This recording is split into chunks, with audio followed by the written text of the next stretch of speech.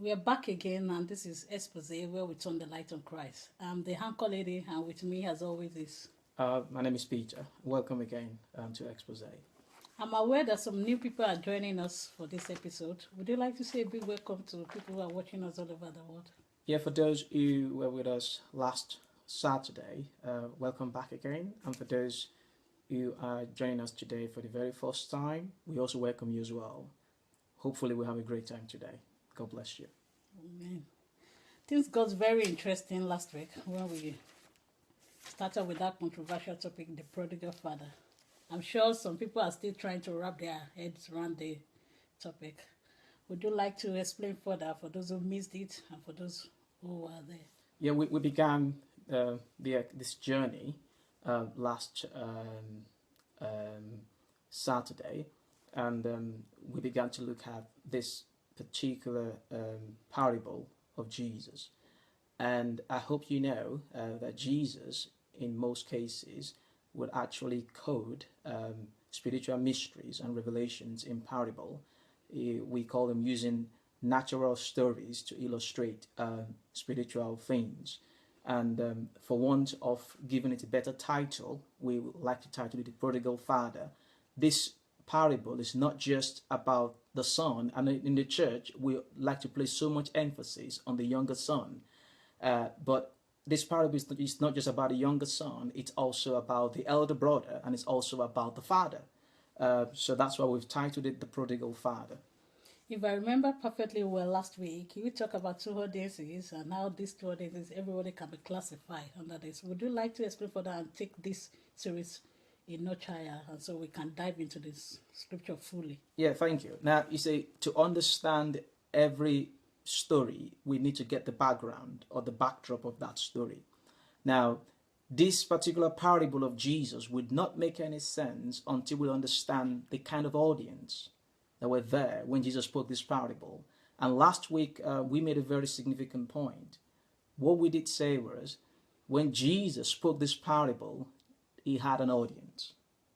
And the audience, you could clearly see that in Luke chapter 15, from verse 1 to verse 2.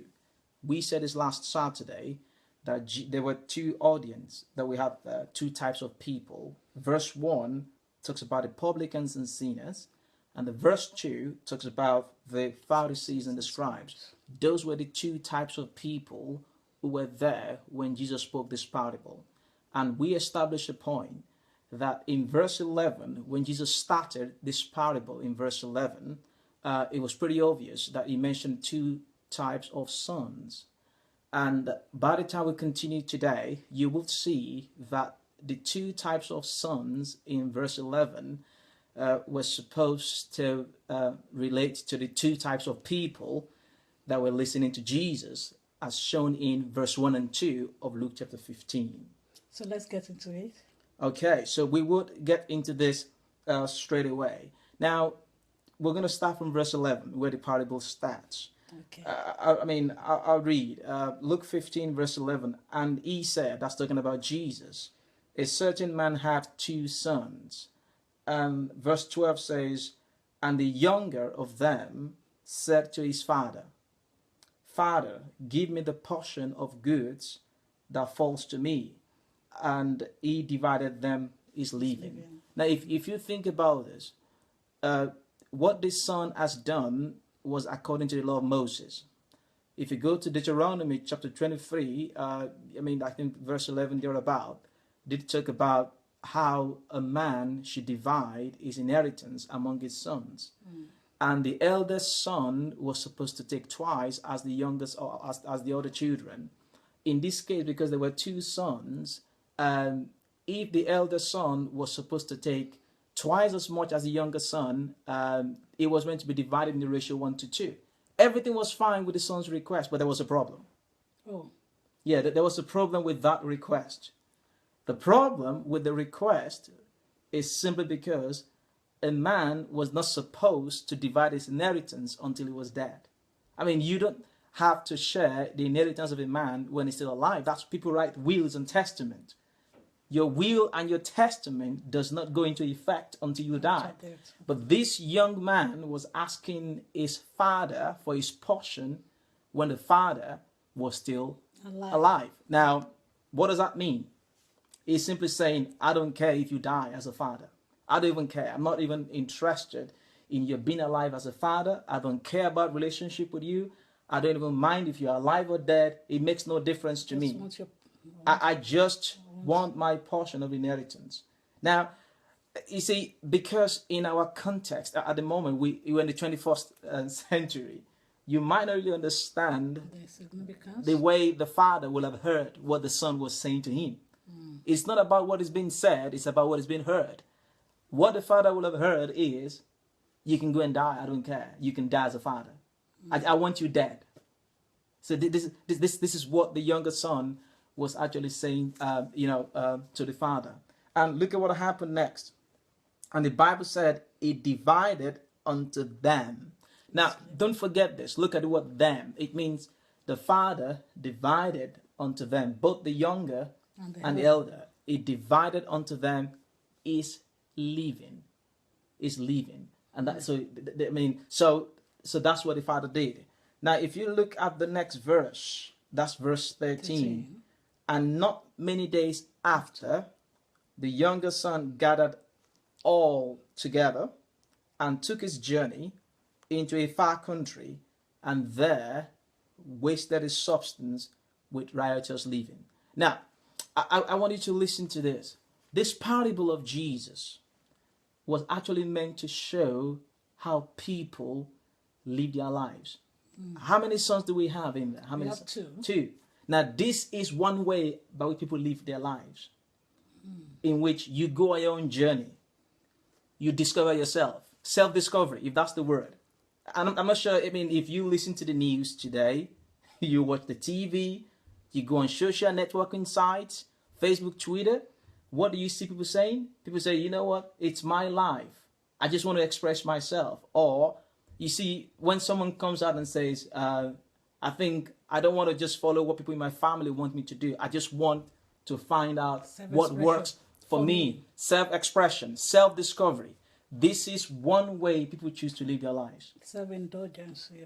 Just if it works for you, if it fits you, just do it. Do it. If it feels good. This is one way of life. So what Jesus was actually showing with this parable was to show us one way you can live your life.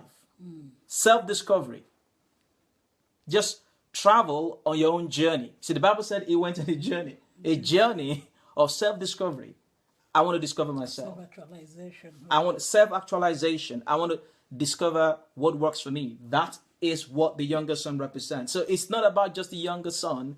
It's Jesus using this story to show us one way people can choose to live their lives. So, and that's it. So it says he went on a journey, and what did he say? And he wasted his what? His substance with what? That's living out of control. Recklessly. Okay. Unregulated living. Living without boundaries. Living without any form of restraint. Restriction. No restriction. And I think you don't have to go too far to see this all around in our times. That's what we said. It's getting more popular every day. It's unrestrained emotions. Unrestrained, just do it. If it feels good, do it. It's your body, it's your life. It's your body, it's your time, it's your life. It's your resources, it's your money, it's your opportunity. It's yours. Just do it. Now, there is nothing new under the sun. Jesus was trying to tell us this is one way people choose to live their lives. That's it. And that's what the younger son represents. And we can see that. Now, what happens next in verse 14? You can see that. Verse 14, what does it say in verse 14? And when he had spent all, see? He didn't spare anything. He maximized every single resources. He expressed himself fully. Full expression.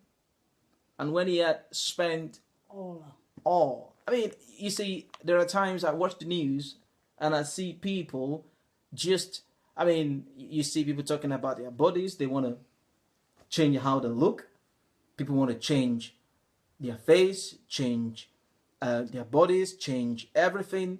People keep touching every single detail and trying to see if they can derive satisfaction from this and from that. And they keep exploring every possibility. Gender possibility, sexual expression, social responsibility, expression, everywhere in every, people just want to explore, experimenting with drugs, experimenting with everything, trying to see, is that where satisfaction is? And that's, now you see, one thing I wanted to notice is, I know we have this definition about sin, because in Christians we always think what a sinner is someone who's doing the bad thing and doing the wrong thing. Don't forget, that's correct, that's true, but the most important thing about this youngest brother is about the fact that he rejected the father, and he thought he could find satisfaction and contentment in finding full expression and trying to go on his own journey. It's about, that's about it. Now, Bible says in verse 14, and when he had spent all, there arose a mighty famine in that land, and it began to be in want. Now this is what it all comes back to. This is what it all comes back to, that there is nothing in this world, there is nothing in this dispensation that can completely, ultimately, and forever satisfy. It will always get to a point where it doesn't provide or satisfy anymore. And I think the earlier we know that, the better. There's nothing in this world. Once you dip yourself into it, it's a matter of time. It can no longer satisfy after some time. The Bible says it. It began to be in what? In want. You would have thought he had everything. You thought, oh yeah, everything was already available. So it's at the end of every expression of there is nothing. You see, you know, the preacher in Ecclesiastes, he said, I tried everything that I could lay my hands on. He said, whatever my eyes could see, he said, I tried out, I tested, I experimented, and I still found out that it was vanity upon vanity. There is nothing in this world. I mean, there's a curse to decay upon creation. Romans chapter 8. He says there's a curse of decay upon creation. And you see, there's nothing in this world, there is nothing we look to, no matter what it is, no matter how nice it is, we will always end up being in want. It's all a matter of, for some people, it could be that it could happen after some a day, for some it's 2 days, for some it could be a month, decade. It could be a year, it could be a decade. It's only a matter of time. You will begin to be in want. Now, the question I want to ask is, think about this. Some things that were so very significant or critical to us. We thought, oh, if I have this, I will be the most happiest person on the face of the earth. If you think about your life, you think about, if I can get that, I'll be so happy. Our next destination, happiness. Yeah. But what happens, as soon as you get it, it's a matter of time, the happiness, what it's called the law of diminishing return. The happiness begins to diminish over time as soon as you get it. So not getting it is actually where the happiness is. Once you get it, you aim for a big disappointment. And that's what Jesus was trying to show humanity from people who want to go on the journey of self-discovery. Jesus is trying to tell humanity, listen, it's a matter of time. Go on your journey of self-discovery, reject the Father's love, it's a matter of time you start to be in want. And that's just what he's trying to show us with the younger brother's story. It began to be in want. It didn't happen immediately. It was a matter of time. It began to be in want. And that's what it says right there up to verse 14. So we're still on the younger brother. Yes. But don't forget one thing, like I did say, this is one way to live life. Not everybody lives this way. I'm not sure. You might be listening to what we're talking about, so it does not affect and you're wondering, well, this is irrelevant to me. Well, like we said, Jesus mentioned two sons, two ways of living life. This might not be, I mean, you might have a degree of this in your life, a degree of this in you, or by the grace of God, you might not even have this kind of expression at all. But we're just trying to look at the parable of Jesus. Exploring two sons. No. Exploring two different sons from the same father. So, like we did say, yeah, we've read verse 14. Verse 15 says, and he went and joined himself to a citizen of that country, and he sent him into his field to feed swine. I was talking about the degree of this helplessness. Yeah, I mean, the level of pollution that has come into his life. And you know what swines and what pigs represent in the law of Moses? It represents unworthiness. It represents dearth. It represents pollution, contamination. So what Jesus was simply actually showing is trying to tell us the level of decadence, of pollution, of contamination that this young man has actually dipped himself into. When people go on journey of self-discovery, they will begin to be in warmth. It's a matter of time, and before you know it, now the citizen of the country, it talks about, you know, basically this talks about the god of this world, Satan. I mean, someone who's got a connection with the system, bringing him down into the system. Now, one thing for sure, which I wanted to think about, is even though he was in a journey of self-discovery, it was a matter of time before he began to connect himself to the system. You see, I see so many young people that say, I want to find out myself. I want to discover what works for me. I don't want to be under the control of anyone. I don't want anyone to control me. Let me tell you this. There is no such thing as ultimate freedom. I'll say this again. It's an illusion. There is nothing like ultimate freedom. People think, you know what, I'm free. I want to be me. No, I don't want to be under the control of anyone. There is nothing like ultimate freedom. If you're free from one thing, you'll be bound to another. For example, if I say to you, I want to be free to eat what I want to eat. I want to be able to eat anything. I don't want to be controlled or restrained about my eating pattern. It means if I choose to eat what I feel like eating when I want to eat it, I get bound to what? A bad health. I mean, I get bound to diseases or illnesses or sicknesses or whatever they are. There is no ultimate freedom. When you get free from one thing, you get bound to something else. And that's why Jesus did say that if we are slaves to righteousness, then we're free from sin. But if we are slaves to sin, we're free from righteousness. So this man, this younger son, was on a journey of self-discovery. I want my own thing. I want to run my own life. But what happened? He had to end up joining himself to what? A citizen of what? That country.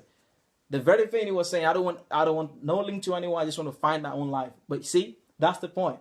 So when people talk about they want to be free, ultimately, it's an illusion. On a journey of self-discovery, you put yourself under the control of another, even though you think it's a journey of self-discovery. So on the last note, we want to see that the younger son wanted to move away from the control of the father. But he got into the control of someone. There is nothing like a journey of my own thing, my own life, my own power, my own money, no control. It's an illusion. If you run away from being bound onto the Father's love, you will run into being bound onto something else. Yeah, to the system. To the system. That's why he joined himself, see that? To the citizen of that country. I hope our viewers this week will appreciate the choices that the younger son made. And so it will be a cautionary too for us to know that this part of life, we've already seen that it's going to lead to want. Yeah. So on the final note, what would you like to say to round up today's session? Well, what I would like to, say to our viewers is, again, don't forget the fact that we did say that Jesus' parable that we've been looking at was a way of showing humanity the two different ways people try to live their lives. And then, so I wanted to follow us on this journey. Even though you might not probably see yourself in the younger son, wait for it. Just wait for it. That's the point. Jesus' parable divided all of humanity into two. And everyone either falls on this side or the other side. Or there's a degree of either sons in every one of us. And this parable would help us to give us a backdrop of how to walk with the Father, and how to receive the Father's love and express it in our daily lives. Thank you for joining us this week. Should you have any comment or any clarification or any question, feel free to leave it on the page. And so till see you next week, we want to say thank you and stay connected to the Father. God bless you. Bye. Bye.